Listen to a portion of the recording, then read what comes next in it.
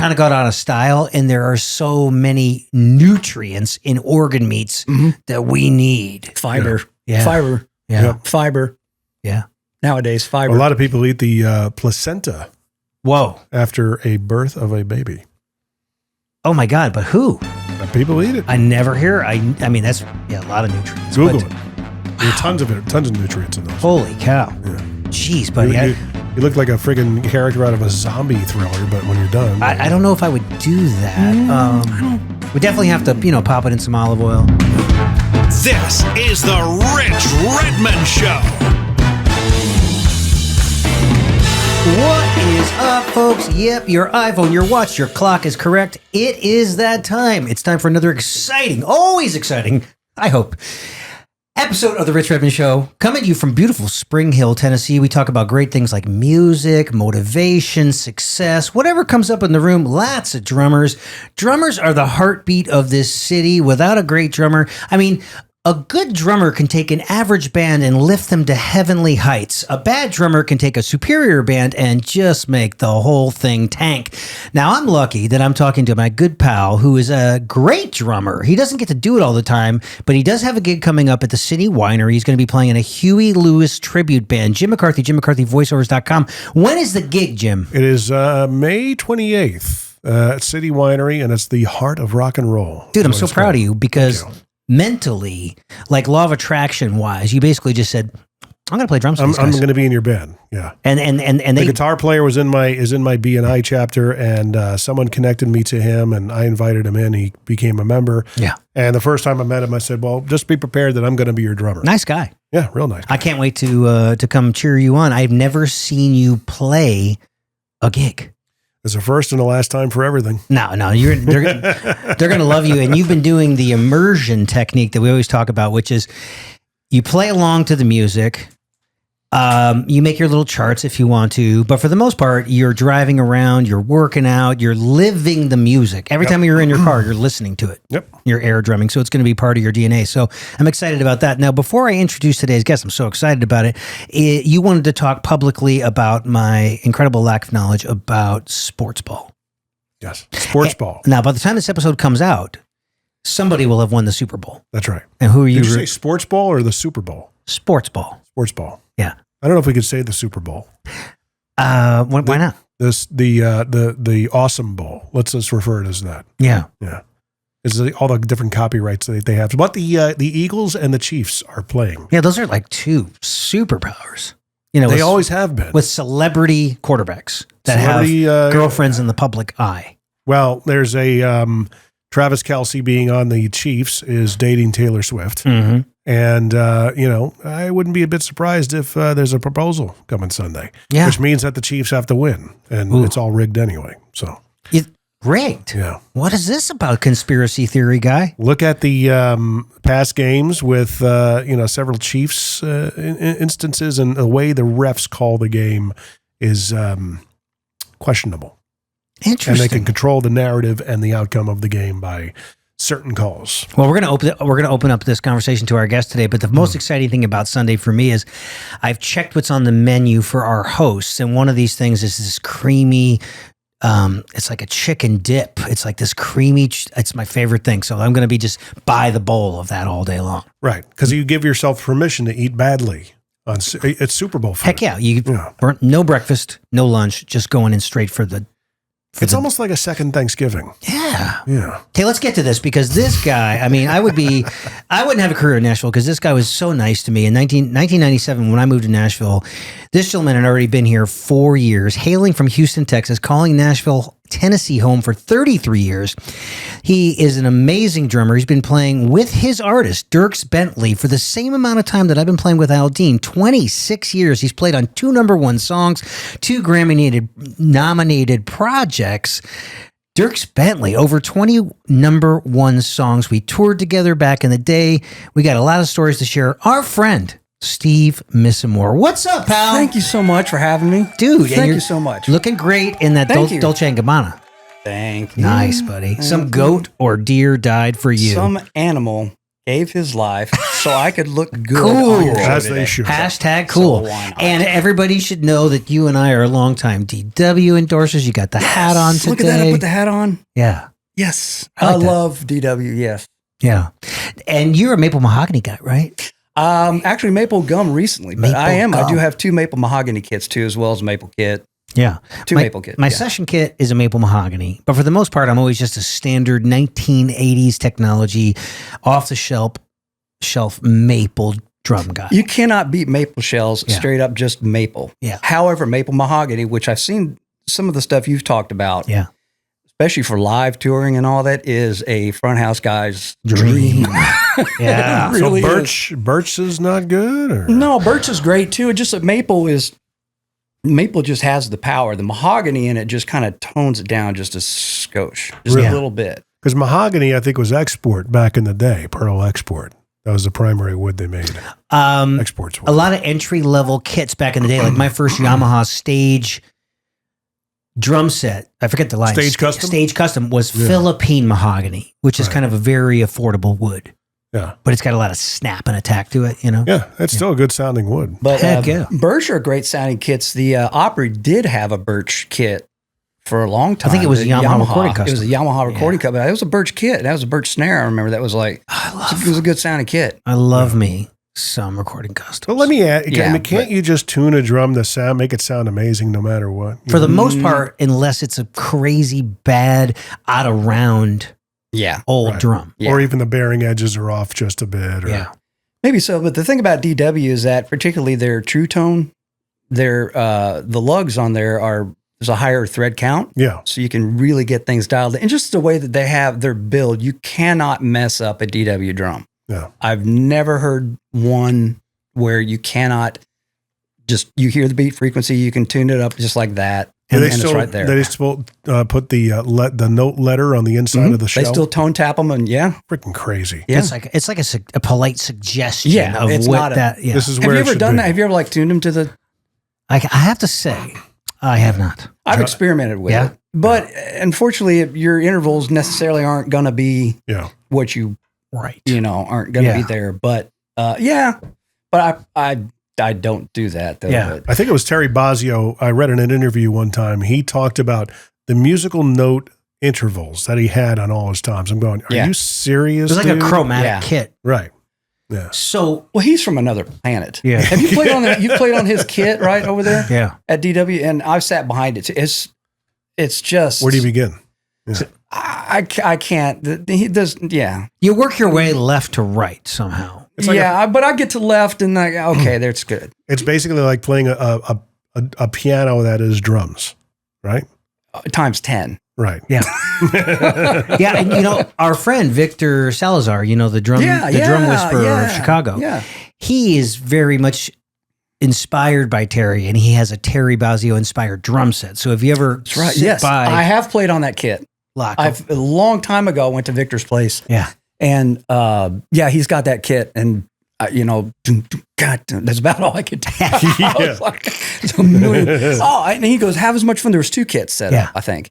And it was he's got just spokes, and he's got like trash can lids on a remote hi hat. yeah, it's yeah. He's that guy. Now it's funny. There's a kid named Wayne Wilburn, and he was Terry's tech for the longest of time. But we went to school together at Texas Tech University.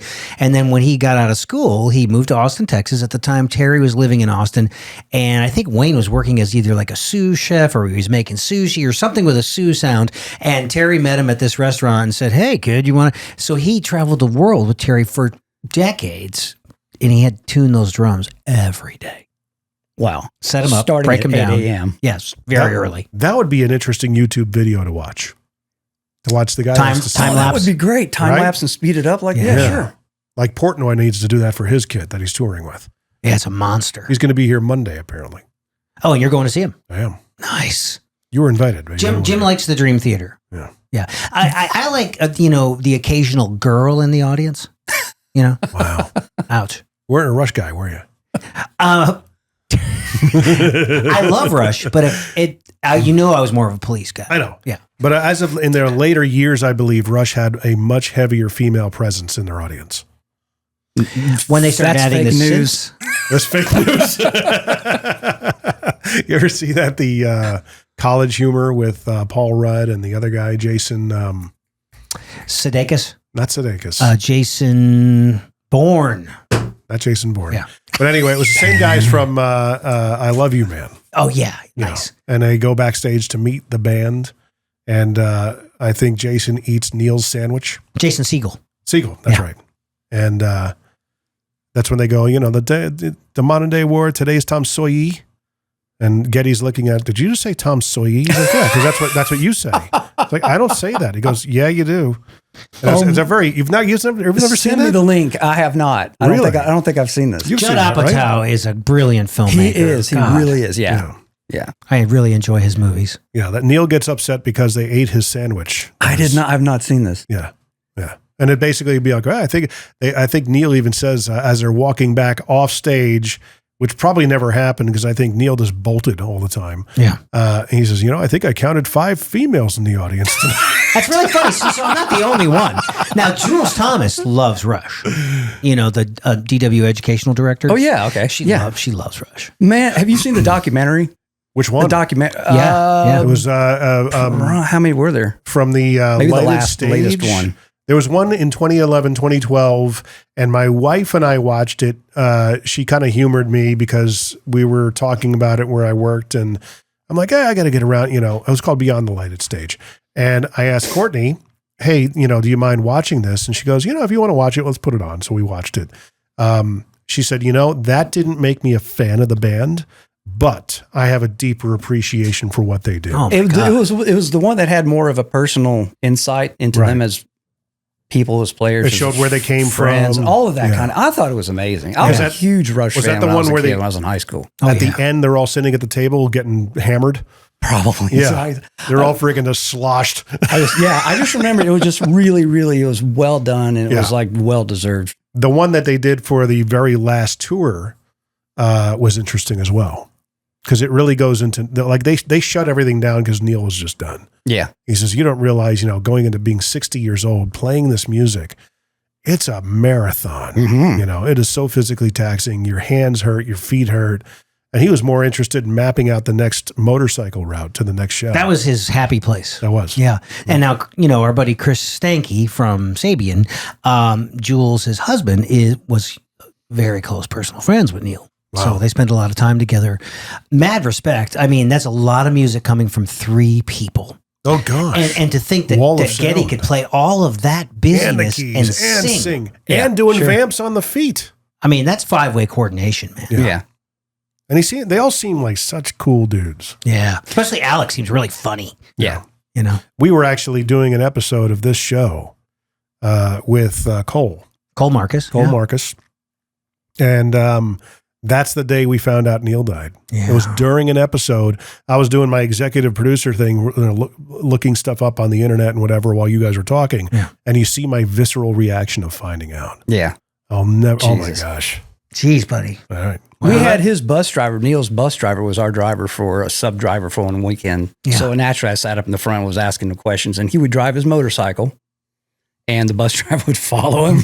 But he just would ride his motorcycle to the gigs or to wherever they were going and stuff. And he had the bus and he would just follow him. Yeah. And then he'd somehow have to sleep at some point. He must have a strange schedule. Because, you know what I mean? Because usually you're on the bus sleeping. Yeah. Well, he would have to, I guess it was a guarantee of him getting to the gig. Somebody had to tail him. Yeah. Totally. Where's Neil? Yeah, I don't know. Somewhere between Oregon and Seattle. Right. He was crossing between Montana and Idaho through Beartooth Pass. I'm not a motorcycle guy. I don't trust myself. I don't. Have you ever ridden one? No, dude. Very scary. Really? Very scary. I mean, I like to dress like I ride motorcycles. Right. You know what I mean? Same. Yeah. But I think that I would, if I got on a motorcycle, I would go 20 miles an hour. See, I got it out of my system early. I was an early teenager. My father bought us, oddly enough, a Honda Odyssey, but it wasn't known then as a minivan. Back then, it was a dune buggy. Like it had a roll cage and everything, big old off-road tires, and you sat in it, had a steering wheel.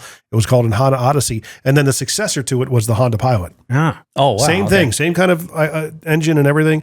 And part of that, my father was very good to us. He bought us it was a 1984 200cc motorcycle, dirt bike. That actually, I learned the concept of manual clutch and stick shift on that motorcycle. Wow. But I rode it off-road. And my father did it to get it out of our system. So we wouldn't have a street bike fetish. desire. It was a 4-speed manual? 5. But it was, with the gears, it gave you the concept of how a clutch works because you had to, do this and everything. Your clutch was on your left hand and you did that kind of a thing and go through the gears that way. Like a flam. Pretty much. Yeah. Sometimes me and my wife like to take, we have a 2009 Honda Element still. I was about amazing. to ask you if you ever owned an Element. Yes. And we have, it's a stick.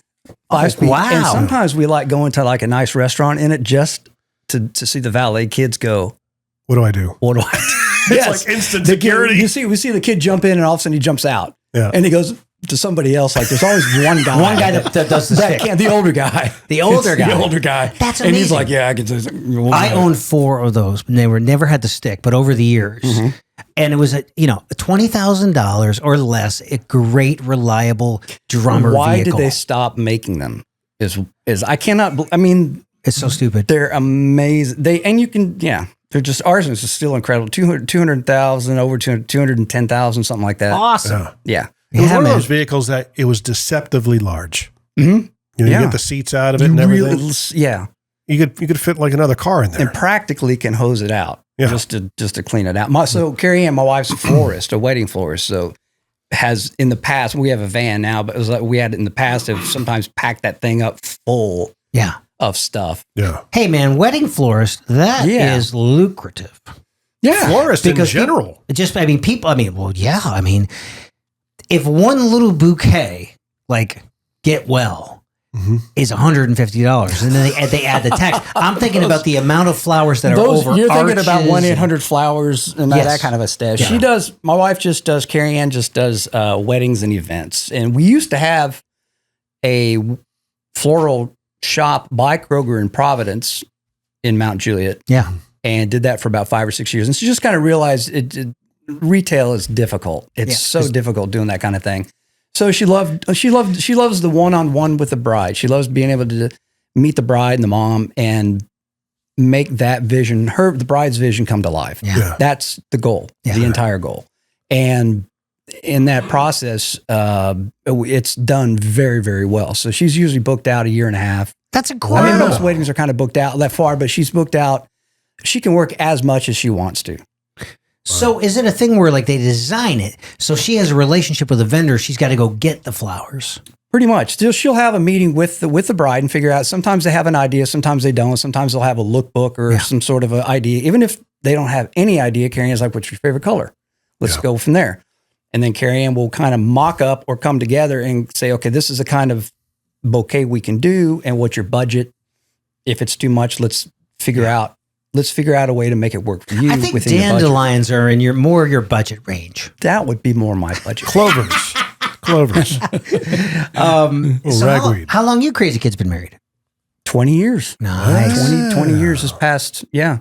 So really kind of like right after we were all doing, because you and I, here's the deal. I want to go back to Barbara's, but we were on the road together. So you're talking a younger Jason Aldean, Dierks Bentley, and Miranda Lambert all coming up together. So playing like nightclubs, fairs, 3-quarter basketball arenas. And we either opened up for you on some things or we would do things where we would take turns as headliners, kind of a thing. And we were, at the time, we're doing somewhere between 180 and 200 shows. And the year would have been 06, 07, 08, something like that. So 06 would be coming up on 20 years. So you guys got married right around that time. 2004, yeah. Yeah. Wow. Nice. Good for you. I actually remember. Here's this funny story. Is last year, maybe a couple of years ago, we were sitting in bed and watching TV. Yeah. And we were both kind of like, and I just realized, I was like, it was June, like the 10th or 15th or something like that. And I was like, oh my God. And she's like, what? And I was like, our wedding anniversary was like 2 weeks ago. That's awesome when you can forget it. We both forgot, right? And so we were like, oh, we went to Lachlan Table last week. It's our favorite place. Lachlan Table. Went to Lachlan Table. And I was like, well, let's just count that as we're like, okay, yeah, we'll could have. And that's how you marriage. Oh, it's amazing. Well, you got to do something special for this year. That's what my wife and I did for our 20th. We bought a plane. Okay, so forget Barbara's. Tell us about this. Because we were talking and burning through this great concept of you. Obviously, you're a world-class drummer. You're a career drummer. When did you start flying airplanes? Flying airplanes started in 2013. All right. So Dierks flies. Yeah. And we've both are like aviation nerds and talked about, he got his private pilot's license in college. Yeah. But he hasn't flown in a long time. So when he started having the kids started coming, he really was starting to get that desire of being able to get back to the gig quicker or get home from the gig quicker. And was able to buy a Cirrus. And he offered me the opportunity to go ahead and get my private pilot's license too. So I was like, absolutely. So I got my private also. With the spirit that you would sometimes be put to work to fly the band home. To fly the band home, yes. No. There would be FAA regulations and some sort of safety issues for that kind of stuff. Okay. No, we did not. So, all right. So yeah, I was flying. And then lo and behold, last year, it just kind of made more sense to purchase a plane. Her name is Charlene, as I told you earlier. She's 1981 152. Wow. Nice. 1981. That's not considered an old plane, right? Or is it? No. Well, yeah. 40-something years? Considering a legacy plane, yes. You could change out all the engines and stuff, all that critical parts. It's got a fairly recent engine in it, and you can change out other things. It's got good bones. So it's got good bones because she's a beautiful plane. I love her. Yeah. It's so much fun. Awesome. So much fun to fly. Yeah. And so me and my wife, we've gone to Chattanooga and we've flown a little bit. And the idea is just to be able to fly to Atlanta, see the God Kids, or fly down to Huntsville or see friends, or, within an hour flight kind of a thing and have fun. Who are you doing God that. Kids to? Paul and Allison Hart. Do I know Paul Hart? He used to be an engineer actually at Sony Tree. Mm-hmm. I worked with Paul. Back in those days, yeah. Okay, all right. And he got out of the music biz, right? He got out of the music business and they live outside of Atlanta, northeast of Atlanta. And he works for a company that does data acquisitions for construction. That's as close as I can explain it. Data acquisition. Isn't that what Elon Musk is doing right now? Probably so. Let's open the phone lines and see what you think. Yeah. 1-800-RICH-REDMOND. I made a political joke, guys. Oh my gosh. This is great. Guys, this is a first time for everything. So I remember Paul Hart. Now speaking about Sony Tree, this is kind of like a linchpin in your story. This is it's just like if you have a book, that's a dog ear. You're dog earing that page because that's how you met Dierks, right? Through Sony Tree? No, not through Sony Tree. Actually, he was playing down on Market Street on 2nd Avenue. Yep, that was a club, right? Market Street. Yeah, it's still there. Is it? But it has been shut down for years. And then after the bomb, I'm not even sure what happened when the Christmas Day bomb and all that. I think there was some damage, but I'm not sure. Yeah, I don't really remember. I played there. Have you ever played there? Huh? I played there in the corner. At Market Street, the little tiny. Yeah. Never had before. It's crazy. But he called and was like, I do bluegrass and 50s, 60s shuffles. And I was like, at the time I was playing, it was post Barbara's, and I was playing like at Legends and a few of those places that played country music. Yeah. Legends and Roberts. How much for the drummer in the window? So I was like, absolutely, I'm there. And so he had all these great players on that tiny little stage there with the TV above you, and he would bring in his PA out of Big White, his truck. He still has the same truck. Pull up there and all that, and then Carrie Ann would run the tip jar, or his girlfriend at the time would run the tip jar, and and it's really good players, and it was just great. It was great country music. Yeah. And mostly bluegrass. Now, the Sony Tree thing, how that happened, I had a part-time job working at Sony Tree in the tape room. I worked originally on a project that was, you would take the archives, you would take 2-track, 2-inch or quarter-inch tape, 2-track, reel to reel. Yes. And you transfer that to digital audio tape to DAT tape, and then catalog it and stuff. So this is like listening to old demos from the 70s. What a 60s. cool job. It was amazing. You're being paid to be educated about the history of Nashville. 100%. And they used to have in the tape room, they had a wall full of 1,000, like 1,500 to 2,000 records. So anything that they'd ever gotten a cut on over the years, they got a copy of it. Wow.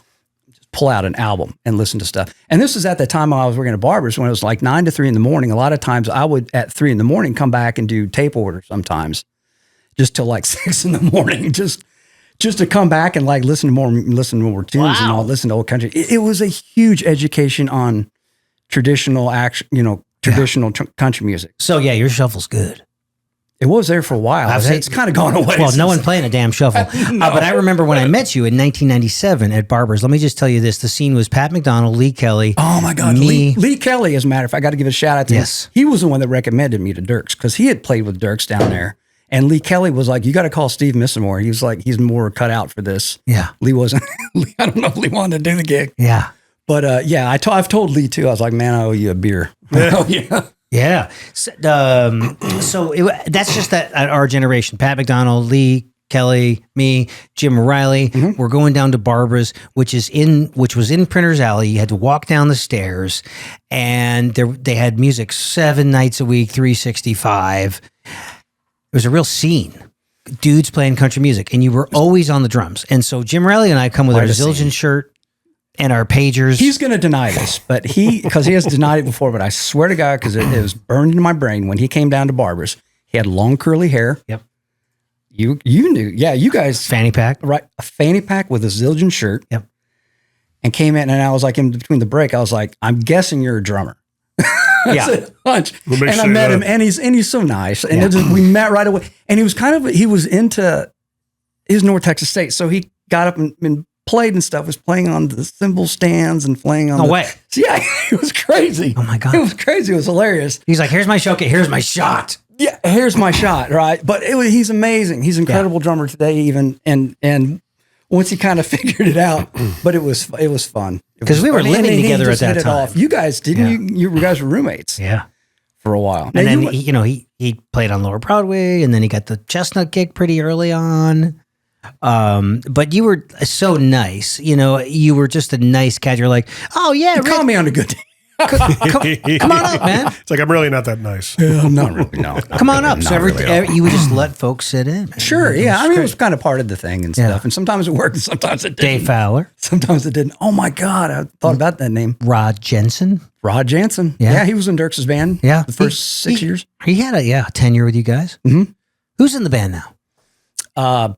I don't even know their names. I really because wasn't Robbie Harrington in the band for a while? Robbie Harrington was in the band for a while, but now it's Cassidy Feasby on bass. That's right, Cassidy. And Tim Surgeon, who has been in the band for 18 years. We did Pam Tellis together. He did the Dixie Chicks. He's Skaggs for years. Great musician. Great, funniest guy in the band. So dry.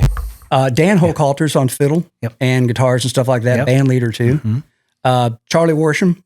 That's right. Charlie. Has been playing with us for a few years now. Ben Helson, who also Skaggs, played in Skaggs' band. Yeah. Am I missing anybody? No, I think that's it. Yeah. And then Dierks Bentley on acoustic. And then your drum tech, is it still Jay? BJ Abner. He's doing drums and bass. Wow. Now, where did Jay go? He got into road managing and production work? He got into, I don't know. I think he's, I'm not sure who he's out with right now. He was production manager with us and then he left and went to, I can't think, I'm not sure. You remember Miranda's early band? There was the drummer, Keith Zabrowski. Remember Keith was with Miranda? Sure. Yeah. And then, because he was in a pop rock band. I forget what it was, Nine Tails or that's right, something. They had one hit. It's the story of a girl. Yeah. That one. And I thought he was a lifer, man, but this is not for everyone. There were changes. Yeah. There were changes made. Everybody did we have to talk to you. There's going to be some changes made and you're actually, Everybody ended up, having about 20 number one songs. Yeah. If not more. Yeah. It's just incredible. Yeah. Well, thanks for letting me sit in with my fanny pack. It's kind of crazy. You've done amazing. And also too, I wanted to give a shout out to you. I've always wanted to tell you this because thank you to you. This is already getting weird, isn't it? You are singly responsible for putting Nashville drummers on the map. Wow. Jeez. I think, yes. If they had to say, well, who did it? Well, Rich Redmond Drop that mic. Who's told you that before? Boom. Yeah. So thank you. Well, thanks, On bud. behalf I met of him all back of in the us. day when we did a lot of that, and I guess I had a hand in helping you I would say because Jim was always like, shout from a mountaintop, That's right. tell the world you exist. and get all the video content out there. We did like a couple of videos where people thought you were a comedian. Oh, yeah. People were like, this guy's a drummer or is he a comedian? It's like, you know what? I'll take it as a compliment. That's right. You know, it's one of those things that, you got a lot of shade for it, but you know what? Who cares? You just got to persist and there's only one you, right? Every snowflake that falls to earth, this is crazy. It's proof of God. Every snowflake is different. Yeah. That's crazy. Yes. How many different ways can you make a snowflake? You can make them the red. You can make them blue. Either way. I mean, jeez. I got a little political there for a second. That, Oh my I got a gosh. little wow, this is good. This is good. Jim, you're next. You know, This is good. Here are my thoughts on abortion. Is that a Bill Barr? Did you get that from Bill Barr? Yeah, it was not Bill Burr. It was, oh gosh, what's his name? The other Bill guy, Burr, the other, yeah. It's not Bill Burr. It was Bill Burr. Yeah. It was, Another shouting comedian. So one of the I got it. what's his name? It wasn't Sebastian Maniscalco, no, was I it? can edit this later. the guy who got canceled for a season. Oh, yeah. No, it was Louis Oh, C.K. it was Louis Louis C.K. C.K. It was Louis Yeah. C.K. He touched himself. Yeah. He said, He started out as act. yeah. yeah. Oh, He's so we like, saw him in Toronto. But I thought it was Bill Burr that I don't know. did that. Maybe he did. I heard Louis C.K. do it, and I thought that was hilarious. My wife surprised me a few years ago with the pre-pandemic with a great surprise. She goes, we're going to Boston. She goes, I'm not going to tell you what it is. And I was like, okay, let's go to Boston. And we love Boston. Boston's amazing. Mm-hmm. And I thought, I was like, I don't want to be surprised. I want to be surprised. I don't want to try to look it up and spoil it or anything like that. Although I did see that Styx was playing in town. I was like, well, that'd be kind of cool. Yeah. I was a huge Styx fan when I was a kid. And Todd, what's up? and yeah, is amazing. But so we got to Boston, and she had surprised me. Every year they have a comedians at the Garden. The guy. I don't know what it's called. It's comedians or something. It's a fundraiser, obviously. Yeah. And I'm going to forget Dave Chappelle? No, not Dave Chappelle, but from up there, he just is in a. I'm going to forget the name. I cannot believe I'm forgetting this name, but I just remembered the story. A bunch of comedians from up there, and a night packed house in the Garden. They messed up our seats, so now we got third row seats. Nice. It was unbelievable, and I thought that's what Bill Burr said because he was like that is well. Let's calm this down a bit. No, you could. But we saw CK in Toronto, and so he could have. Maybe it was that. So your memory, I bet, is better than mine. I remember seeing it on like one of these Netflix special kind of things that popped up. I'm like, I'll check it out, and I probably watched it for about 5 minutes until I bailed out on it. But that's how he opened it. That I was seems like, like his kind. That's kind of his style. Too, Total though, darkness. CK. just Probably comes that. right out. Yeah. But the thing in Boston was so amazing. I had never laughed so hard. Laughter is such good medicine. And when you're third row, you are in grave danger of being picked on. We Third row? thought so. Yeah. Fortunately, it was, I mean, it's so, I mean, it's the Garden. So, I mean, there's so many people. I mean, You guys played there, right? Have you played there? No, not the Garden. Have you? You guys? You're talking about the Boston Garden. Boston Garden. Or TD Garden. Is it Boston? It's probably TD. Yeah. I think it's.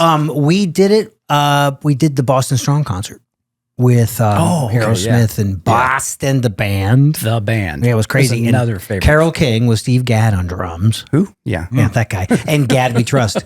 Well, man, that is I appreciate you saying that, dude. I'm glad that we all benefited because Nashville is right up there with New York and LA as far as like a beautiful musical community, and as far as the drum culture, like we are thick as thieves, and we really do lift each other up and support each other. We do tell ourselves that drummers run this town. We're the only people we tell, but yeah. It all starts with a song, but unless you have that beat to bring it to life, I mean, it's poetry. It's just leave it on paper. Yeah. It doesn't have drums. It's just forget simply it. poetry. Well, it really is. It's from a guitar town, strictly guitar town, into everything. Yeah. And that's Songwriting really town, cool. really. That's really cool. Well, songwriting town primarily. Yeah. But that's something fun for me, and I'm sure you've seen this too, or asking you if you've seen this as well. Yeah. Probably for me in the past 12 years, the playing level, everybody is good. Yeah. You know, when they're out. It on the wasn't road. like that when you came to town, though. No, Really? My experience was a lot different. There was like, because I came like coming from Houston to here. When I was in high school, I would sneak into clubs with a fake ID to see Herman Matthews play. I was going to ask you about Herman. Yeah. And so for those that don't know, Herman did his stint with Tower of Power. Mm-hmm. He was a Houston drummer. I think he lived in Austin for a while, and he's been in Angelino for a very long time. Yeah. But he's incredible. And so I used to sneak into clubs, and he was so nice, and I could gurm him and stuff, and he'd answer questions and stuff like that. Yeah. But what was I saying? We're talking about the quality Herman of Matthews. musicians in Texas. Oh, okay. Yeah. Or the musicians. Oh yeah, when we first moved in town. Sorry, when I first moved to town, there's a couple guys you could go see that were good, that were really, really good. I remember a guy named Ricky Sawyer that used to play down at the Bullpen Lounge. Remember that? The Stockyard? Yes, the Stockyard. Go watch him play. Go watch Mike Kennedy play. Mike Kennedy, God rest his soul. Yeah, and there wasn't that many places after that there was a few guys. The guy that played at Skulls, Johnny Highland. No, it's a guitar player. He the- played with. I can't believe I forget his name. This happens. Played with Paycheck. Yeah. And he had his right hand was absolutely incredible. He used to do a lot of jazz stuff too, I think, back in the day. But he played at Skulls. He was like a regular at Skulls Rainbow legend. Room is also, for those that don't know, if you haven't visited Nashville yet, we have this thing called Printer's Alley. Barbara's was in there. Skulls Rainbow Room was in there, and I think it's been revamped and it still exists. It's supposed to be an amazing restaurant. But Well, I now it's haven't a been there bougie yet. supper club type. Supposed to be really nice. And also there is the Bourbon Boogie Blues Bourbon Bar. Street. Yeah, Bourbon Street, right? Is Yeah. that still there? Yeah, it's still there, It's right? still there. Multi-level, funky place with live music 365, man. I remember when they just first opened up down there. And we go like on our breaks and go see them play, and their band would come down and Yeah. see us play too. Remember Eddie Dunbar? Oh, yeah. I thought that whole Incredible. era. Yeah. This was the 90s, guys. I mean, you moved here during the Gone Country boom. Yeah. And then in 97, when Jim and I moved here, it had started to die a little bit. It felt a little bleak. Everyone was grabbing at straws. Yeah. And then in the early aughts, we got the Faith Hills and the Martina McBrides and Faith Hill was in the 90s, though. just well, yeah, you're right. Yeah. But just the drums, the Shania, it all started getting turned up. Mm-hmm. You know, The drums Big started drums. getting bigger drums. Lonnie Wilson bringing in Eddie Bears. Yeah. But I'll say, as a drummer, watching it from afar, because right around the time you guys came to prominence with Dierks was 05. Yeah. Right? Yeah. So you'd been already, Free and Easy, right? Was that the first song? No, it was No, what was Lot I of Leaving thinking? left to Lot do. of Leaving. What was I thinking was the first hit? What was I Really? thinking? Yeah. Yeah. Lot of Leaving was the first release, though. That was, no? No, that was like maybe third single, something like that. Because we both did the George Strait tour opening for That's right, for I George forgot about Strait that. in Oh my God, 2005. that's right. Amber Dotson. We played 4 songs. I remember you and me talking about Kennedy's Kit. Yep, and we had to play Kennedy's Kit. We're like, it's just different. It was and you different. just got to sit down and make it happen. Yeah. You can't. I mean, it's not going to be set up the way you normally set You up. don't. Or You like can't that. move nothing. That's going to be, is he a high cedar? Because that's, I don't remember. We would just. I think he allowed us to raise or lower the snare drum. Yeah, was I don't it? even remember. I don't think I just sat down and played. Yeah. I mean, it wasn't that hard actually for me back then, just because sitting when you're clubbing, when you're gigging, when you're just yeah. freestyling, you're sitting behind all kinds of stuff all the time. So you just kind of got to make it work. Yeah. But I remember Paul was talking, going, "Wow!" I don't even remember what it was that was crazy either. It's There was fun. nothing that was crazy. It was all arenas. And we got to do 4 songs, and you guys got to do, I think, 45 Who were you minutes. playing with? Amber Dotson. She was supposed to be the Amber next big traditional country gal. Sony Tree, actually, that's right. She was a Sony Tree writer, as a matter of fact. But who was the Leanne Womack kind of persisted and kind of beat her out of the position. Yeah. Amber Dotson, I have not thought of that name or heard that name in years. Boy, she was really good. She really was. Really, really good. She had You guys were really good. She had the big hair, that big Texas country hair. You Who know? else was in that band? It was Jason's band Yeah, it was you guys. with Gary Morse. So it was basically me. Gary was playing with us, though. Sorry. me, Kurt Tully, Dave Ristrom from the steel player Okay. from Luke Bryan. Okay. forever and ever. And Yeah. now Travis Toy is doing it. Yeah. But yeah, that was the band. My God, I can't even thought about that. Crazy, That right? is awesome. That I just grabbed that. Wow. He That's was amazing. right around the time in 2005, we were in Vegas because I was in radio. And we started toying around with the notion, like we started looking in easterly to start moving back to where we're from. But we didn't want to go back to Connecticut. So Nashville came up as an option. Yeah. And Courtney and I at the time, we took a vacation to go to Tampa. And because Nashville was on the table, we started listening to a lot of country music. Yeah. And at CMT at the time, that was in heavy rotation, was that song. Maybe that's why I'm confusing. A Lot it, of because Leaving? A Lot of Leaving Yeah. Left to Do. Was that you playing on that, on the I video? didn't play on in the video, yeah. Did you? Because I remember we did shot the video at Antone's in Austin. Right. And that, like, it was a motel. Well, one of the scenes is a motel. Maybe so, yeah. Yeah. I don't remember. You look I like- just remember we did Antone's. I remember that was kind of neat. It looked like Sebastian Stan playing the drums. Sure. Yeah. Bucky. I've had a few looks over the years. But I remember thinking as a drummer going, these guys are a lot more rock than anything. Yeah. You know, and that's what really appealed to me. And then, of course, we saw Hicktown come out. Yeah. And I said to myself, oh my gosh, I can play this so much better. Totally. And, Totally. I've seen it. I've witnessed it. whatever. I mean, I have witnessed it. I'd say that in tongue in cheek, but yeah, in jest. But it was really like, and Dierks was a huge like driver of our love for getting into country at that point. Good. We so enjoyed that song. Good. And he seemed like it's such fun a song. cool, like he seemed just like a nice guy. He You is. know? And, He is the same as what you would imagine, what you see in interviews and stuff like that. He's just, He is just a nice dude, approachable. Yeah. You know, it's like for a bunch of side guys, he didn't have to remember our names. You know, he's the kind of like, Rich, what's up? How you doing? Hey, I like the shirt. But I've I was always like, I like your heard- shirts. he was kind of like an early version of you where he did that and he knew that the politics of it would benefit him. Like he would remember his people's names and stuff like that. Apparently he was working at the Opry. He was a grinder.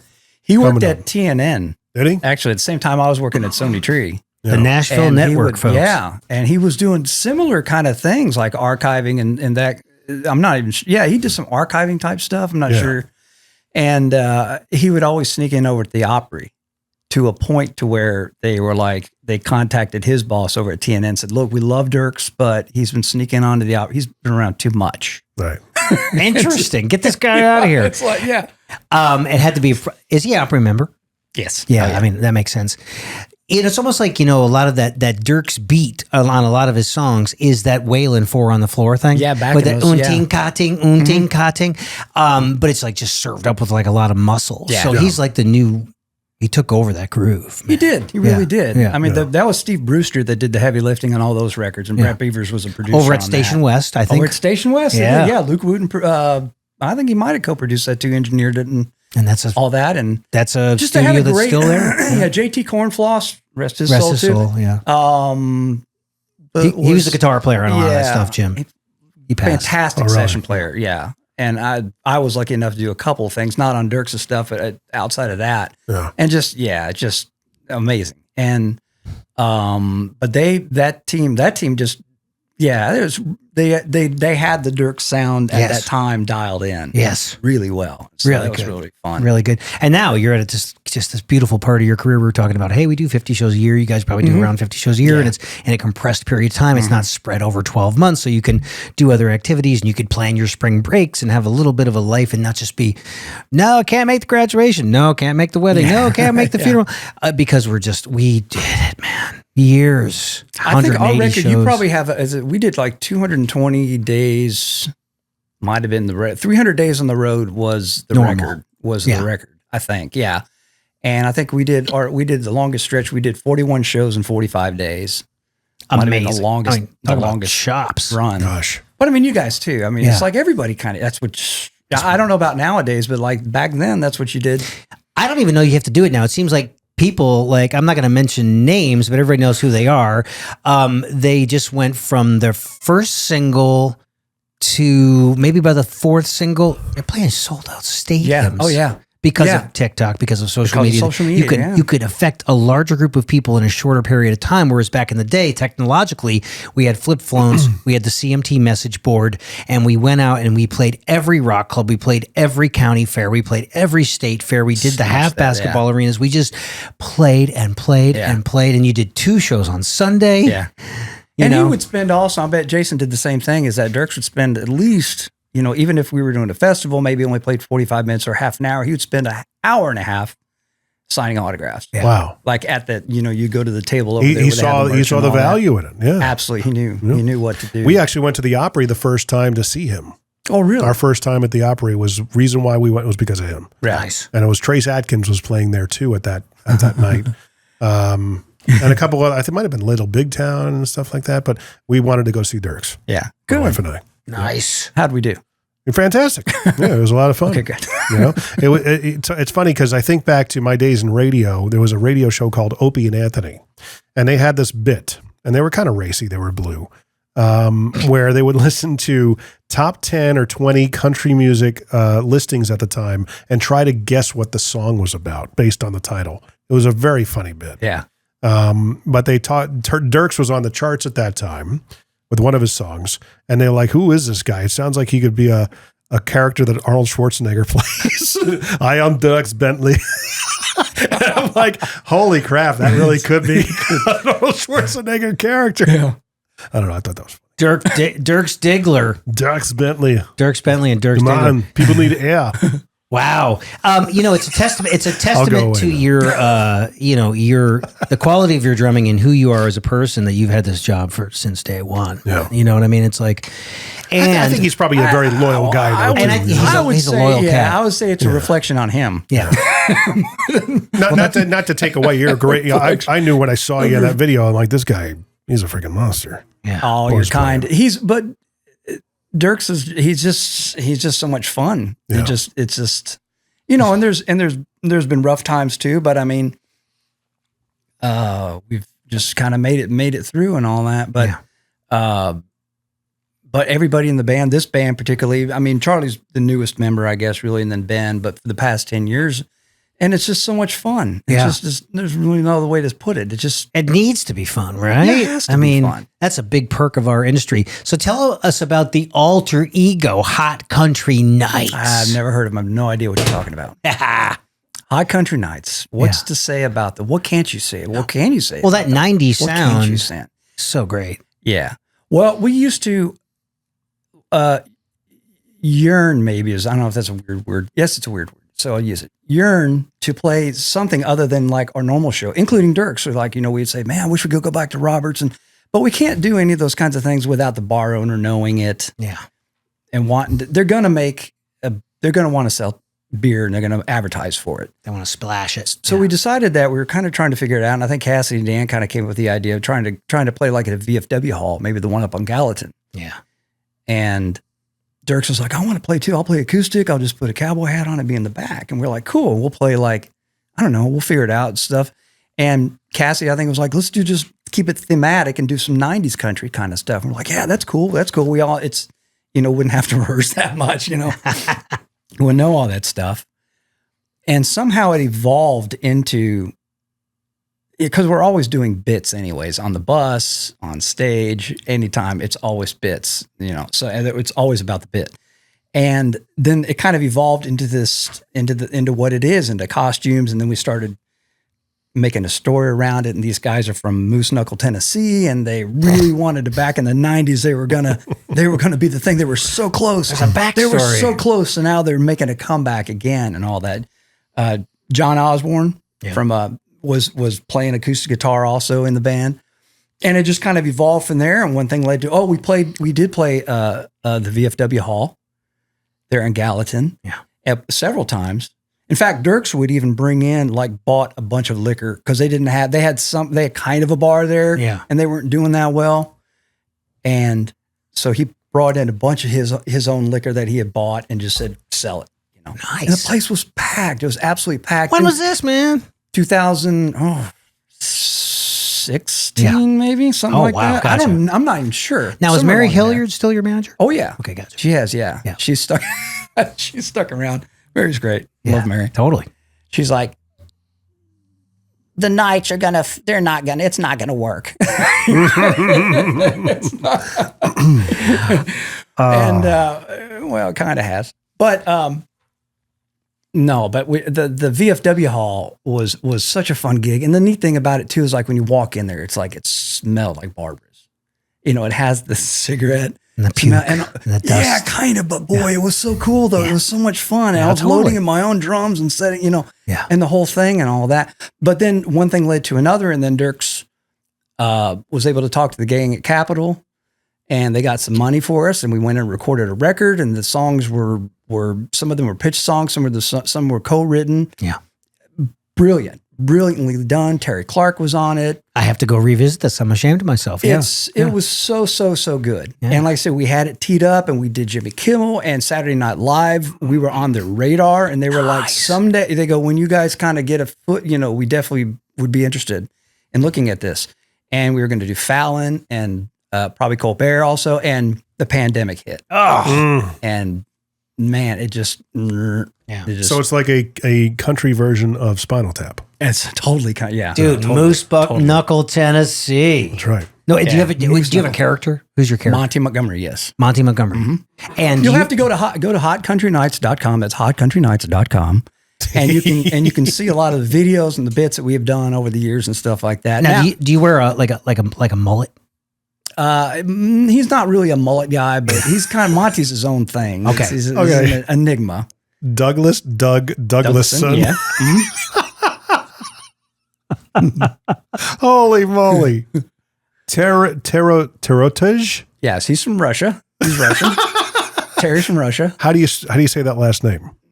It's just Terry. Terry? It's just Terry. It's like Dvorzhetsky. He can pronounce it. He pronounces it really. Yeah. So you guys have created your characters. There's a backstory, and then all the in between song banter is off the cuff. Yeah, it ended up being like we started to open our shows as you guys. Yeah, as nights, like opening up whoever was the opening act, and I'd sit in on their kit. Yeah, when we were doing the amphitheaters and stuff in the summertime, and the bits we just would kind of just winging it, and then we kind of go, that was good, let's do this and all. That's kind of still the way we do it. So now what we do on the tour, I don't know what we're going to do this year, but what we have done is Dierks ends his show, and then we have a pre-roll that comes on. So in pre-roll video and all that, and it's Lauderdale, John Lauderdale, or Jim Lauderdale. Jim Lauderdale. I'm sorry. It's a takeoff on the '90s Back to the Future bit. So we take off and we're going back to the '90s, and it's a whole thing, and they got graphics and everything, and then we come out. Amazing. And we do HOTCOUNTRYKNIGHT. Yes. And so we come out, we do that, and we do a medley of songs and stuff, and there's bits and everything like that. I can't believe I've never seen you guys, man. And then you got to come out. I'll get you tickets. It. I'll get you tickets. Maybe get you. And then everybody kind of hops on stage, and Monty is unfortunately left there by himself. So he stops and he ends the song. We were playing Fast as You, and then the lights come on, and then Monty kind of goes and gets kind of full of himself because the crowd's screaming and it's just him. So he goes out and gets the audience going and yeah, and all this and that, and gets them all riled up. And then our stage manager comes out and picks Monty up and takes him off stage. And that's how the show. Well, actually, and then Dierks and the band comes out as us and come out to. It's really smart. And who knows? And it'll probably be a little bit different this year. So and you get to double dip your butt off there, man. Yeah, double dip. They might as well. It's kind of funny. Pick her up. It's like I'm looking for the Spinal Tap. That was the first single that came out. It debuted at 30. Yeah. It came out 41 with a rock. Yeah, with a rock. And it went. Travis Tritt was on it. Travis Tritt did that. He was amazing. He's absolutely incredible. Moose Knuckle Shuffle. Yeah.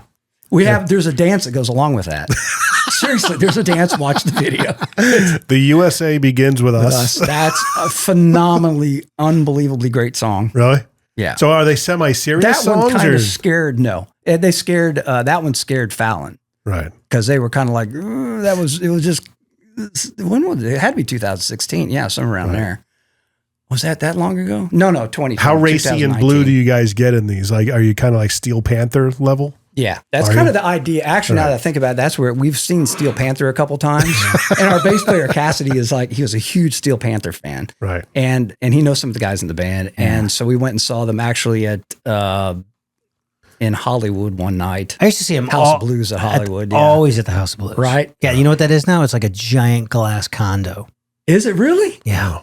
That was such a cool place. I saw a lot of bands play there. Some bands play there. I miss but it. that was kind of that was part of the inspiration. Thanks for bringing that, because I actually forgot. I was like, yeah, it was Steel Panther was kind of like that. We wanted to sort of be. We're not as adventurous or it's not as quite as edgy as them, but Well, they have the cover fire of it being an 80s throwback hair metal band. yeah. You know. So we're the 90s. We kind of covered that. The latest one we did actually was a few years ago with Lainey Wilson. Called we did a song called Harassment. and the bit is harassment everything to me. Oh, It's her and Doug. Awesome. And the song was great. And yeah, again, as radio's like, funny Dierks, but we can't play this. Oh yeah. Well, radio makes But the best I don't decisions know. these days. Yeah, right. Now, Jim was in radio for a long time. yeah.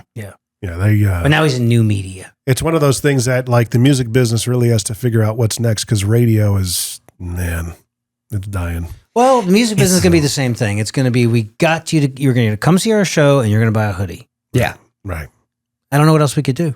Yeah. Well, You know what was interesting to me, not seeing that, and Dierks is a master at those interviews and radio people and bringing them back to the shows, bringing them backstage, making them feel very welcome back there and all that. And so he has a lot of experience. But what struck me was like some of the radio stuff that we did with the Hot Country Nights and how automated everything is. Yeah. Oh yeah. Yeah, that struck me. It's just like it's all pre-recorded. They're going to do. It's just it's not. They're It's just not live. Not which I don't know why I didn't expect that with technology, but I was just like I just didn't realize it was that much involved in that. Well, I mean, sometimes it got to the point right around when I left. I mean, it was pretty pervasive that would be listening to a radio station and probably hear a guy that was in St. Louis that was trying to pretend he was in Nashville. Yeah. You know, that was the voice tracking element. And Yeah. they started piling hats on us guys. And when it was basically from 1997 when the FCC did the Federal Telecommunications Act, which basically took the walls down and allowed radio to be treated like real estate. Multiple companies one company can own multiple radio stations in a market. And that's when the beginning of the end happened. Yeah. You know, essentially. And, you know, people that were in the business at that point were excited about it because they were like, hey, you're going to give me more stations to produce or work for. Great, more money. Oh, no, we didn't say that. No. No, we're giving you the not. responsibilities and the hats. You're still making no, that's not what we planned More for. work Yeah. for the same money. Same amount of money. Yeah. Yeah. Exactly. So, and they just didn't invest in the next generation of talent, which led to people like doing podcasts and TikTok, Instagram Reels. What we're seeing today is the entertainment mediums. Hey, Radio's Jim. suffering. Hey, Jim, do me a favor, man. Yeah. Since I got these in-ears in and it's like right in my inner cochlea. Can you just bring the volume down for me just a little bit? Yeah. Good? Yeah. Thanks, buddy. So I love all these stories. What's the tour look like this year? 50 shows or so later in the year? Probably Yeah. something like that. Yeah. Have you gotten your PDF yet of the tour? No, we do. We are doing and at the end of this month, I think we're going to Dominican Republic to do a private party. Nice. Right? Yeah. And then we're going to the UK, the C2C. It's a C2C. Right. You're going to do the O2. London, we're doing the O2. Yep. You do the O3 in Dublin? Glasgow, Dublin. I don't know if we're doing Dublin this time. We did Dublin before, but I don't think we're doing Dublin this time. I think Glasgow. Glasgow would be great. I know London, and then like 2 other spots too. Also, I love that that's trip. towards the end of March. I hope we do that again. We did it in 2015. We haven't. It's been a while since we've done it. Yeah. It's been a while. So that's fun. You like the international touring? Sure, I do. I haven't done it. We don't do very much of it. Either do we. It's not very much. Yeah, absolutely. Especially going to London. Yeah. I've been to London one time. Like Indian years food? ago. Huh? You like Indian food? Love Indian. No, that's a great spot for it. It's a great spot for Yeah. it. But London's amazing. Glasgow is amazing. I mean, you're immersed in a culture that's and a history that is Pre-USA. unrivaled. Yeah, right. just by a little bit. Yeah. So we're looking forward to that. It's Nice. really, really great. Did we mention? I'm sorry, I'm playing around on the internet here. that you're playing the Ryman coming up? Did we mention that? Hot Country Nights are opening up for Sawyer Brown. Okay. Amazing. I forgot about that on the Star Search winners. It's September, February 15th. February Saturday. 15th, the day after. Yeah. Those guys are amazing too. Yeah. We've done some Joe Smith. We've done some stuff. Yeah, it's great. Well, they are still the same, and they're still Mark Miller's still killing it. Yeah. And they put on a great show, and we're really looking forward to it. And we're really pretty stoked. Are you going to die with the sticks in your hands, you think? You know, I hope so. Are you going to do this to the end? Probably, yeah. Sticks or a yoke? We're lifers. Or a yoke. Boy, what was with sticks? Right. Well, yeah. A yoke. That would be bad on so many levels. Yeah. Sorry. Quite a bit. Yeah. I tell everybody it's cool if I go out that way, right? 1, 2. Yeah. You know what I mean? It's all right. Like Larry London. We are lifers, man. Yeah. And then, you know, like everyone, you've got your tracking space. Is that your crib? When you know, where you record drums for clients and such? I don't really. Oh no, I have it here on the wiki. It says you have an Apollo with a Neve 1084. No, that's gone. So That's all. Man, I have a great little setup. I have like 3 kits set up for practice now. I've got a little claret and like Ableton, and just got a John Glenn's kind of a setup with 4 mics. Yeah. And practicing, record and whatever like that. But no, I started to kind of stick my foot trying to do that kind of a thing, but no. So what was it that turned you off? The amount of time that goes into the file management and doing everything, or dealing with clients that are like, can you do it again? And this time do 18th notes on the hi-hat? I had heard already enough horror stories. Yeah. And I was like, man, unless I really want to do it, I mean, Yeah. And nowadays I'd much rather fly Charlene. Yes. That's your thing. Any other hobbies or like interests? Like, no? Not really. I mean, my wife loved going into town and going to restaurants, that kind of stuff, foodie kind of. So we Lachlan Table. I'll see you there. We're there a lot. There. That's a great wood-fired pizza, man. Yes, it is. It's a sexy environment. Yep. If you got a family environment, if you go because we're older now, we go in the 4 in the afternoon. Oh, really? The early bird special? Easily. The Luby schedule. Yes. Well, you got to drive back out to Mount Juliet. So yeah. We don't have to live in Nashville. Yeah. So I'm adjusting because I feel like I'm just outside of the loop. Like where's Keo? Where's Keo tonight? Yeah. You know what I mean? Like Keo's out. I'm guilty of being a bit of a homebody. Well, was it always that way, or probably has been actually? Yeah. No. I don't know that I've. Every once in a while, go out and. Well, me and Carrie have been going out lately, and we saw like Daryl Hall, nice, Howard Jones, and a few acts like that, or something's going on the Skirmahorn or something. But as a matter of fact, we walked down Printer's Alley, and Barbara's is now a pub. Yeah, it is a pub now. It's like a British pub. I guess so. Yeah. We're weird. That's on the list. Yeah, to go check out. Well, that'll bring back memories. Yeah. Totally I know. I don't. Yeah. I was like, I want to go, but I got to be really prepared because the flood of memories and stories and that kind of thing. It's gonna. I think it's gonna be for both of us. I mean, do you remember Carrie Ann down there? Was she a singer? Mm-hmm. My God. She came to town to be a singer and used to hang out with us down at Barbara's. Oh my God. And you're like, let's get married. Pretty much. Now, does she still sing a little bit? No. It's all flowers. Flowers. Yep. Nice. Well, that is so lucrative. It's all flowers. We don't have kids, and when we just hang out with Toby and Baxter. Those are your dogs? Yep. Yeah. What kind of dogs? And, one is Baxter is a German Shepherd lab mix, and Toby is American Eskimo mix. We did one of those gene tests. Genome test, yeah. And Toby, it was American Eskimo and Chow and a few other things like that, too. Yeah. Nice. So, the only problem with the dogs is you got to walk them all the time. Ours, we just let out the back. Yeah, we have it's called a backyard. Yeah. And we put What's your favorite, most mundane chore to do at home? Favorite mundane chore? Probably mow the yard. Yeah. It's therapeutic. Yeah, it is. But push probably mower because, or ride on? Yeah, we like a zero turn. Is it? I don't even need a zero turn, really. But I've got a zero turn. I've got like an eighth of an acre. Yeah, a zero turn. And I have to fight my wife in order to mow because she loves mowing too. I was like, it's cathartic. It's my turn. It is. Yeah, it is really? cathartic. It is. Now, my mowing is vacuum. I'll vacuum. It goes all the way back to like I would help my mom out. She'd be like, Richie, before we go to the marching band thing on Friday night, I need for you to. I was like, yes, Mom. But you never mowed a lawn? Oh, when I was living with Kurt and Tully all the time in Donaldson and Hermitage, I was the official mower because we'd rented these band houses, right? Yeah. And they would never do it, man. I had to do it.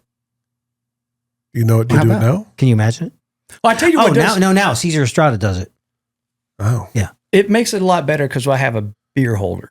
Yeah, nice. So beer holder, buds, earbuds, listening to Chris Stapleton. It's therapeutic. It is. It really is. Yeah. No, my guy, Cesar Estrada. He's a nice guy. Actually, he's a singer.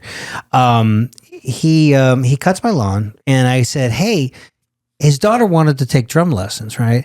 And so I said, well, why don't we barter it up? I'll teach her how to do all the money beats and get a good sound on the drums, and we'll trade it for the lawn care. He's paying $30 an hour for a drum lesson. I'm like, who is teaching a drum lesson for $30? That's what I paid back in the day, and that was $30 for a half hour. And I said, well, hey man, stay on the course. Yeah, right? $30 an hour. It's crazy. It is crazy. I know. I hope she learns. Back in the early 90s when I took drum lessons from Gary Fiandra at East Coast Music Mall. Yeah. It was $30 for a half $1 a minute. Yeah. See, things are not going up in. Well, somebody's undercharging big time. Somebody's undercharging. That's all right. Hopefully she loves it and she becomes a wonderful drummer. What did you study in college, man? Did you get a music degree? Yeah. Percussion performance. Performance. Didn't you go to NTSU? I went to Texas Tech and then I went to UNT. North Texas State. Yeah, so me and Jim Riley were there around the same time. Yeah, okay. Who else was I there with? Keith Garlock. Oh my God. Who? Yeah, that guy. And got some other really amazing. Everybody went on to do great stuff, man. Yeah, Stephen DeFosse State University. They have an amazing commercial music program now. Yes, like top 30. But back then, forget it. No, it was jazz classical. Yeah, that's it. And then you figure out how to play the backbeats on your own. Yes, it was all. Who was the teacher there at that time? The head guy. Dr. Lawrence Captain was our. Well, we had a couple guys, Barry Larkin, and then Dr. Captain, who I believe is at University of Denver. I think. Yeah, I know he's in Denver. I think it's the University of Denver. Have you kept in touch with these guys? And occasionally through Facebook every once in a while, but not because they got to be proud. They're like the guy did it. Yeah. Now, you ever envision yourself going back and doing a little Q&A speech clinic? Yeah, there was some talk about going back to Stephen F. And doing some. So we were going to get some guys that, kind of are in the business. Me, D. Vincent Williams, songwriter. Yeah. So we were kind of all running buddies together back then. But get me and him and all that to do kind of a thing, kind of a Q&A or. You should do it. They would be so lucky. It'd be fun to have you. It'd be fun. Now, what do you do to stay so height, weight proportionate, tall and lean? Are you doing? Do you have genetic? You have a thing? Like I do. I go to the gym. I depends. I was doing yoga especially during the pandemic. Me and my wife were doing yoga just like through Peloton. Yeah. On TV, but we actually used to go. We would go to the. Go do yoga at a local yoga place. So I got into yoga for a few years. I did hot yoga for a while. The last 30 minutes was tough. It's tough, yeah. It's the 60 is good. 90 is rough. 60 is a max. I couldn't do beyond that. But I loved it. It's very good for us, for me, for being limber and staying loose. Yeah. But either that or just the gym. Yeah, Planet Fitness is right down the street. So you just do a circuit. Do you do your today's back and buys, tomorrow's legs. Just full body weight. Next day, chest and tries. Just pressing how much you bench. Yeah. Yeah. I'm going to be with Dierks Bentley over here. Come on. Yeah. I get into fights all the time. I'm kidding. No. You sound like you definitely got a ham factor. Mm-hmm. Oh yeah. Is that something else that you've kind of explored with, using your voice? Because you kind of you're affecting your voice occasionally. I'm picking up on that. A little bit with the Hot Country Nights. Yeah. If you'll kind of go through our back catalog of stuff, we have some of the bits and all that have included that kind of thing. Character voices, things like that. Yeah, I hear it. A little bit. Yep. Just being stupid. I guess it's fun. Yeah. Well, you've always kind of taken care of yourself because I remember going back to that Amber Dotson tour, opening up for George Strait. we would do our 4 songs, and a bunch of dudes in our secondhand leather jackets. We wanted to get into trouble. We wanted to just at least get out into the nightlife and have a cocktail and night at the Roxbury. And you guys would be in your damn jammies eating cereal. Well, that was me and Robbie Harrington. Totally. I was like, we were kind of like, Robbie and Steve are eating cereal. You know what's funny is Mike Kennedy would, when we were out with George Strait on that tour too, I'd be like going to bed. Yeah. And he nope. He'd come on the bus and drag me like, get your clothes on. We're going out. Nice. He would always do that. Nice. He was such a sweetheart. Mike Kennedy, for those that don't know, he had played live with George Strait for at least 20 years. 20 years at least, yeah. Now, I don't know exactly what happened, but I believe he was merging into traffic and there was a gigantic semi. Something like it. And it was just, he didn't see it or something. I don't know. That's it was horrible. Tragic, yeah. That's tragic. Yeah. Yep. God rest his soul. Yeah, up on I-40. I don't know how long ago was that. A good 10 years at least? 6 to 10 years. Yeah, something like that. Yeah. Oh man, it was rough. Yeah. Yeah. That was a big loss for the drumming community. Yeah, because he helped so many people too. He did. He would be like, "Hey, get up here and play." He would. Yeah. Hall of Fame. He used to play down at the Hall of Fame. Yeah. Remember that? What was the 16th? Remember the 16th Avenue? Over now it was a shoe store, and now it's a bar or parking or something. It's a tower now. It's gone. You're right. That's like that whole right by the naked people circle, and then it's right to the right. The naked there. tambourine people. Yeah, it's that building there used to be that. That's right. So many different things. Oh my God. All right. Oh my God. Do you like the Nashville hot chicken? It's on everybody's menu all over the world. I don't really. I haven't. I don't say I don't like it. Yeah, it's too hot for me because I got a sensitive stomach. I can't imagine having the hot chicken. Where it's like the chicken it's purple. It's so seasoned. Yeah, I can't do that. We used to do Prince's. Remember Prince's? Oh yeah, the real. That's the inspiration. Late at night. Yeah, and we do that. Kind of like what Waffle House became. Late night run. Yeah. Well, Prince's used to be. I forget which one it was. There was only like. That was over on the east side, right? Yeah. Yeah.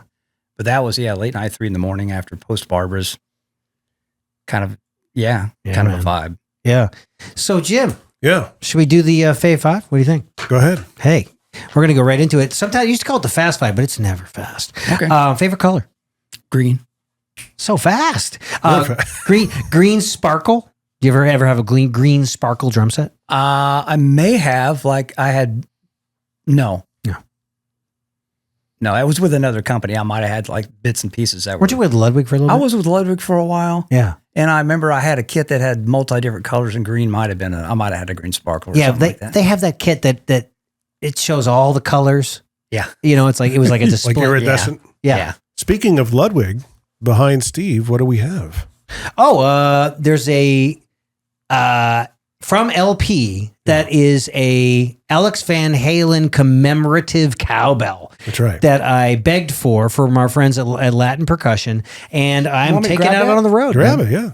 Grab it. And this is we're giving it away to a lucky listener. Is that what you said? No, I'm just showcasing it.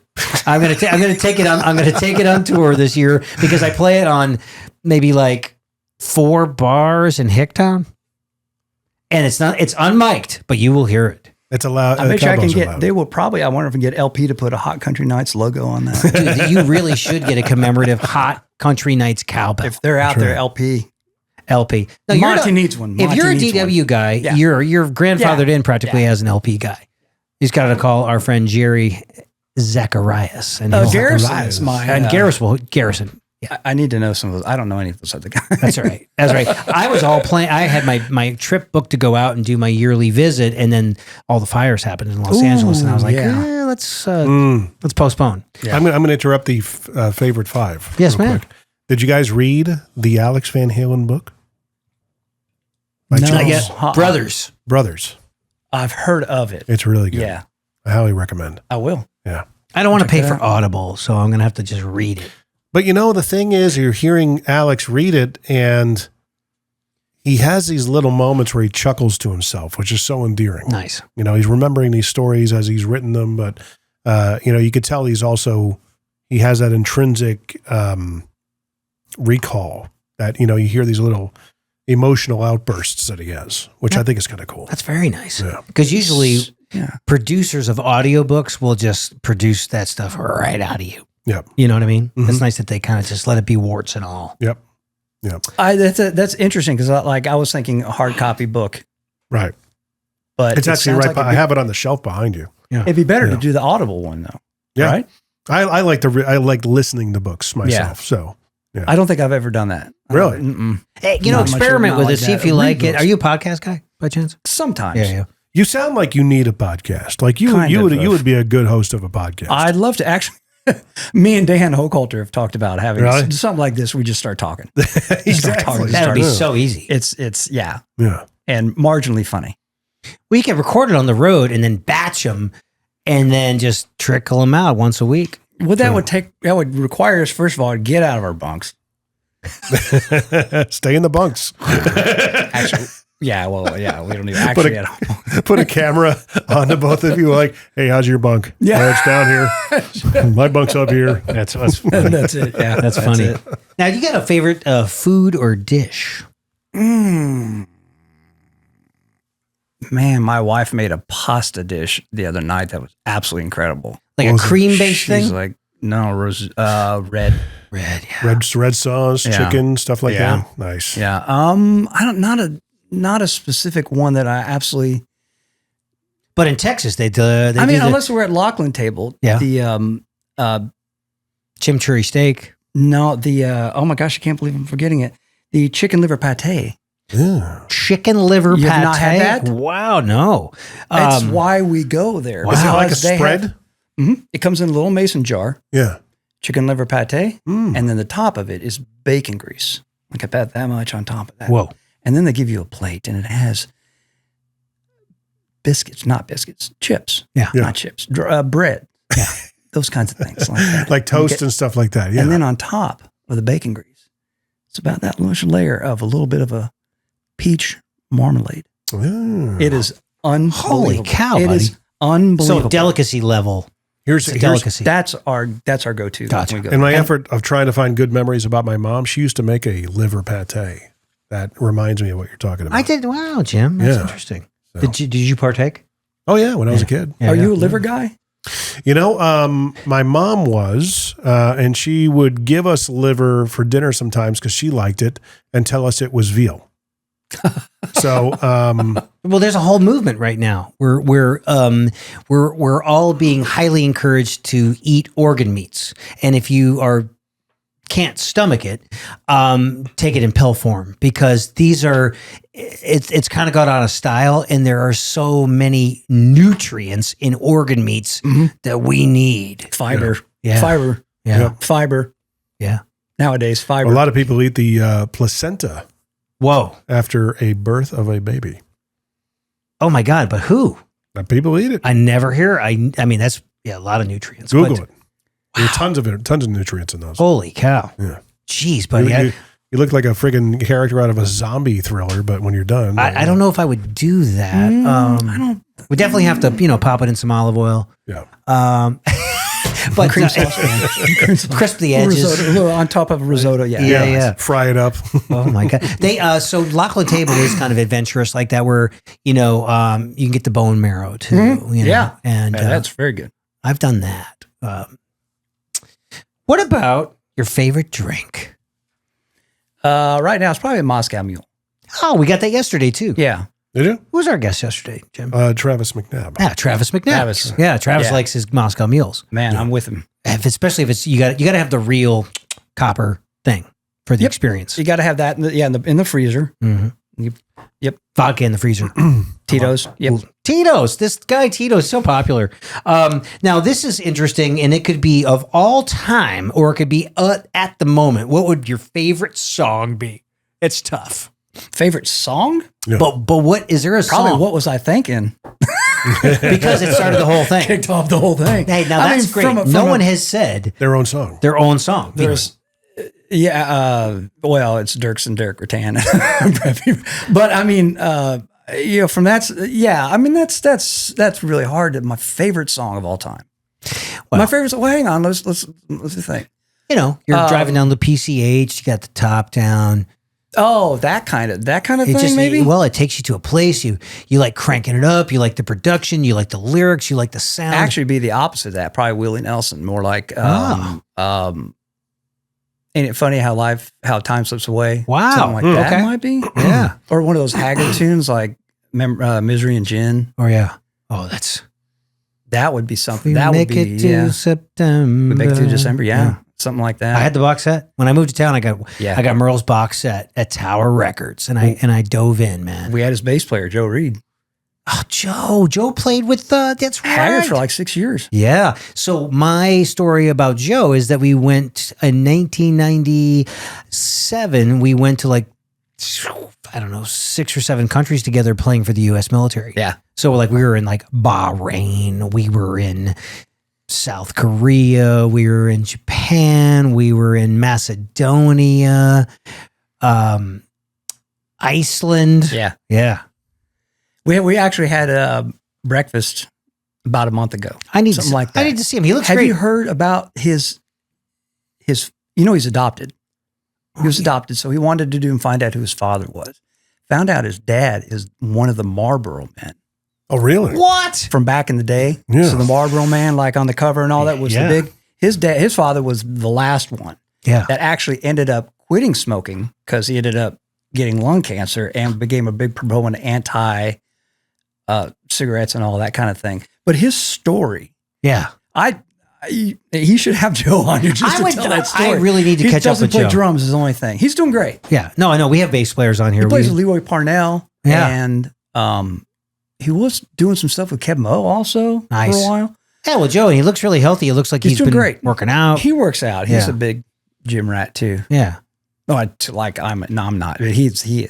Yeah, it's the whole thing. It's like even if you go just for 20 minutes, but you do it every day, Yeah, you're gonna consistent with it and all that. be That's- consistent. yeah. Totally. What about a movie? You got a movie that it comes on, you're like, sorry, honey, I'm committed. I'm gonna watch this all the way through. Princess Bride.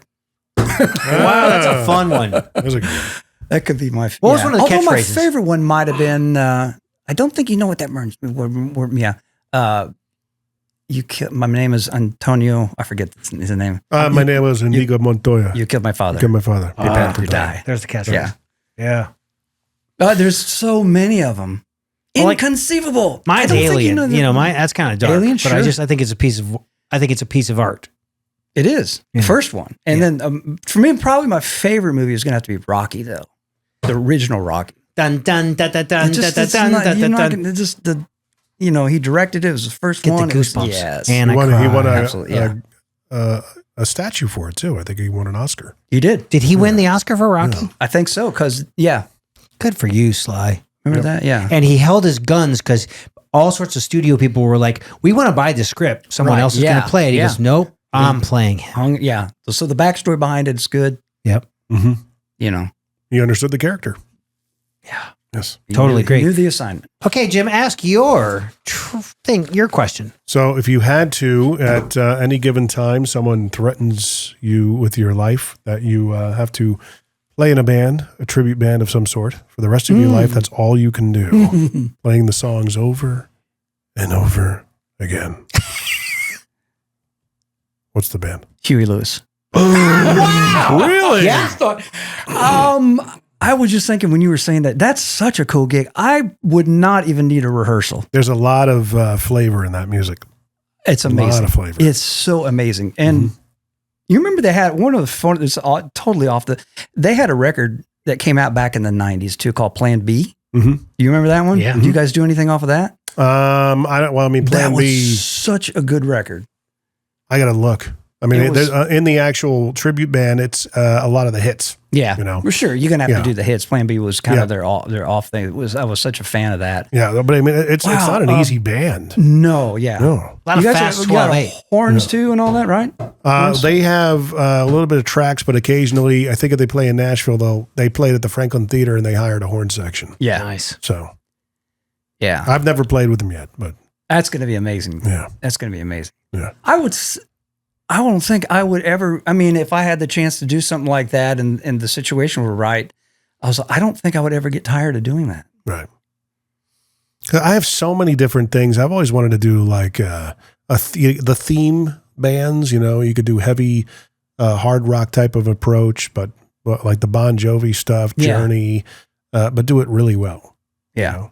Because I mean, I just that's my center. That's what I woodshed it on. Note for note. Yep. For the most part. For the most part. Yeah. Bass drum patterns are messy, but yeah, other stuff pretty much dialed in. Yeah. So Yeah. That's cool. there you go. Those are bands are really, really fun. That's fun too that I've seen too, is that with helping, occasionally I'll help Carrie Ann tear down at the end of the night. And sometimes the bands are still playing and the wedding bands around, because I did a little bit of that back in the day. Me too. Yeah. With Joe, Joe Turley. Joe Turley. We loved Joe. Remember Joe Turley broke out the harmonica on Yep. our show? Yeah. We Yeah, loved I Joe. used to do wedding band stuff with him, and he was great. And a lot of the wedding bands nowadays are doing newer, like current music and stuff, and they're tight. They're Yeah. dialed. I mean, you're just like, my God, really dialed in. Good. Wow. That's good And to doing hear. really well. I didn't know mean, that the quality of wedding bands was that good. the ones that Nashville. we've seen, Yeah. that are out, There's Well, it's kind of expected now, getting back to what you mentioned earlier. When I asked you, I said, the people that when you came to town weren't all, but not, the people now are better. They seem to play better. Do you think that's because of social media though? I mean, because they're seeing more of an attraction to pursue a musical career in Nashville versus New York or LA? I would say. I think just in general, obviously the internet has, opened up that world to access to a lot more people than it used to. Right. And certainly social media. Is there anybody on the internet that you're following that you kind of digging? A lot of like, trickster drummers. There's a lot of that, but I'm entertained by it. Right. It's Yes. like, there's some guys that are doing some crazy. Man, there's this kid, there's a band, and I cannot remember his name or anything, but there's a kid, he's probably maybe 11 years old or 10 years old. Mm-hmm. He's as good as I've heard, a drummer. Wow. And I'm not like, not just flashy fills. He's got that, but his pocket is absolutely spot on. Yeah. And now they put a band with a bunch of kids like on my wife sent it to me the other day. It was like, and they're all about the same age and they all play phenomenally. Wow. You see that every once in a while, every few months, some kid that's 5 years old is playing amazing and all. But this kid, I'll have to look it up, but he is absolutely the best I've seen at that small age. Yes. At that young The age. evolution of playing is interesting to see since the internet, because you didn't have that access to all that information when we came up. We had to slow the tape down. I didn't know what Neil was doing on subdivisions until I saw the video. Mm-hmm. When he did the open pattern hi-hat ride thing.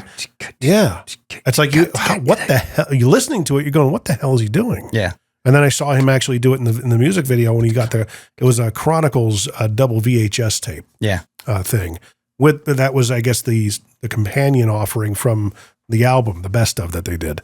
And to watch that video was like, oh, okay, I see it now. I got really good at just dropping the needle on the record Really? at that time because that was just about the only way. And then I got my parents bought me for Christmas a Techniques tape deck. I remember that. Yeah. So I'd stay up late at night. I was supposed to go to bed, but I had headphones on and all that, have record, pause, and listen to the radio. And just wait And for ready the song. to- Ready. So I'd make my own. I have my own little mixtapes with very few, if any, intros. Right, because you always have the intro cut off. Or But the, whatever. And that's what I would practice to. The is just DJ that. talking it up to hit the post. Yeah. That's right. And you liked Phil Collins, right? Alex Van Halen. Those guys Phil were Collins twice. influences. Alex loved, Van Halen. What was the first drummer? The first guy that was like, that is awesome. It would drumming wise, impacting that way, it would probably be Rush. It would probably be Neil.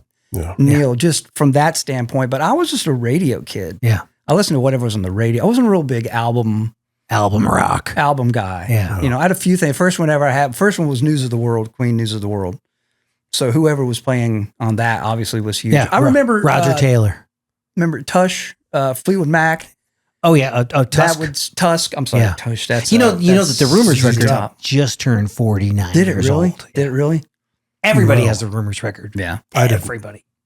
Well, you mean you've heard it. Fleetwood Mac burned me. I got burned out on Fleetwood Mac because of the home of rock and roll at 85 Yeah. where I worked. Well, they play a lot of it. Yeah. Yeah. Constant Fleetwood Mac.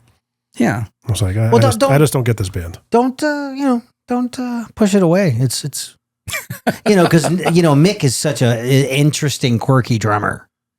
Like, Putting why is that crashes crash in in a weird place? Right. And a fill in a weird place. It's gonna boom boom ska. Great, Jim. That's a good one. Yeah. If you can sing it, you can play it. That's what I tell the kids. This was such a pleasure to have you. Thank you so much for having me. One quick question. Yeah. Aside from us, who's a real fun hang in town drummer wise for you? Gosh, there's a lot of guys. Who's a fun in town? Do you do a little like clicky? A little bit. lunches I and don't. stuff? He doesn't get out. He's not getting out. I'm kind of a homebody. I do coffees with some guys every so often. Right. I'm really proud of Jake Summers. Yes.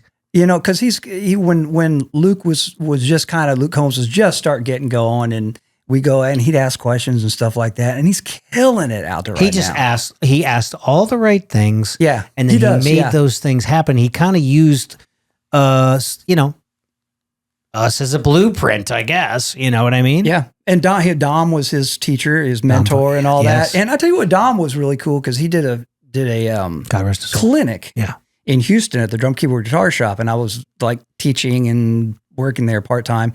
And he did a clinic, and he's like, follow your heart, and he really was very, very inspiring. And a big reason to why I went, I'm going to go for it. I'm going to go ahead and move to Nashville. Yeah, give us a shot.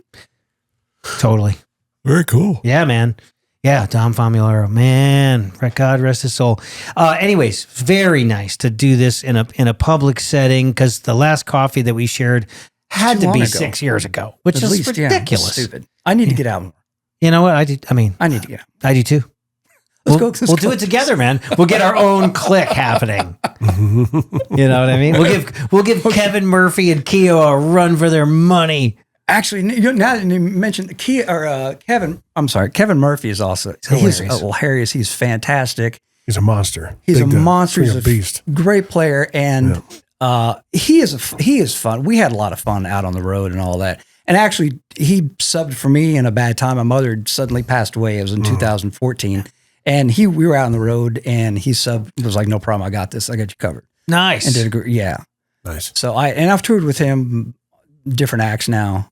Over the years. That's what you want, yeah. And I don't get to see enough of him, really. Yeah. He's a good, really, well, just open up Facebook and you will see him. He's good. Yeah. I mean, he's really good at doing the social media thing. I'm not. I mean, if you open up my Instagram, you're going to see me in flying. Yeah. Well, that's cool. That's your outside drums passion. And studying that. I'd be remiss also and say, Jules drums. Jules drums. Her last name I cannot pronounce. I don't know that I've ever known it. Macia, M-A-C. Oh my God, I don't know her last. Jules Drums is her handle on Instagram. Yeah, phenomenal drummer. Is she a Nashville drummer? She just moved to Nashville. She's from New Jersey. Yeah, and she's killer. She's absolutely killer. I haven't another one. Well, look it up. Really Everybody cool, look up Jules Drums. Jules Drums and another one, Tucker Wilson. Jesus, Tucker's great. he's good. He's killer. He played on who's he playing with? He's a short guy. God, it's the dementia setting. No, it's you and I, but we just didn't take our Prevagen today. No, I didn't. Well, that guy, he's Justin Moore. Justin Moore. He's played. Their whole band played on the latest record. He good. Killed it. That's me calling Justin short. That's funny. I'm just maybe a couple inches taller than him. I kick sand on him on the beach. Yeah. So fun, Steve.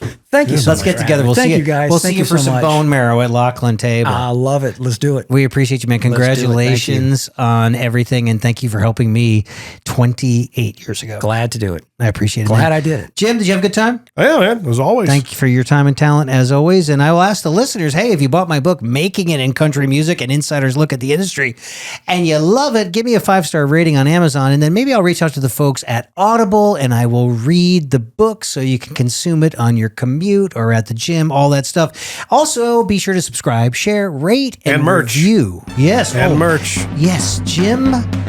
But by this time this comes out, we may have merch. We may have merch. We're going to have t-shirts, hoodies, hats. We're going to have mugs, coffee mugs. We're going to have all the stuff. That's right. All right. Thanks. Bongs. Thank you, everyone. We'll see you next time. Thanks, guys.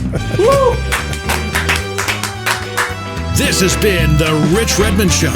Subscribe, rate, and follow along at richredmond.com/podcasts.